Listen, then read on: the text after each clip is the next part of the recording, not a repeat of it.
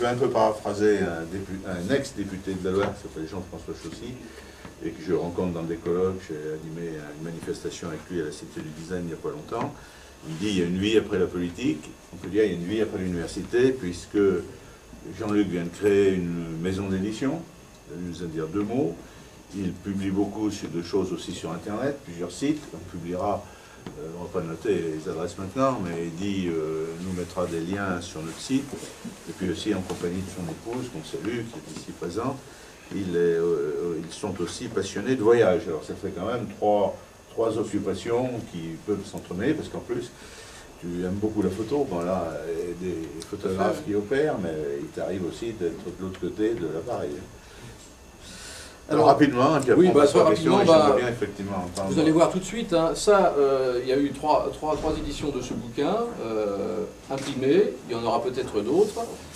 Déjà en ligne, pour les gens que ça intéresse, vous avez la version numérique, écrite pour le numérique, qui se vend sur Amazon, 6 € je crois, et qui se vend sur l'Apple Store aussi. Donc ce bouquin, oui, si j'ai créé une boîte d'édition numérique, c'est parce que je pense que le livre numérique en France, pas qu'en France là, mais en tout cas chez nous, est beaucoup trop cher. Quand vous achetez un livre numérique 20% de moins que sa version imprimée, vous devez vous dire il y a quelque chose qui ne va pas. Quand même, c'est pas logique. Et donc ça doit être beaucoup moins cher, de l'ordre de moins de la moitié, et en donnant plus de droits d'auteur à l'auteur. Et ça c'est important aussi, c'est-à-dire que Communicance, parce que Communicance a toute une ligne éditoriale, il y a un site pour ça, ouais. Une collection voyage, reportage, expression, communication, idées, etc. Sert des droits d'auteur qui sont au moins le double de l'édition classique, entre le double et le triple de droits d'auteur, et pour des prix qui sont plus faibles.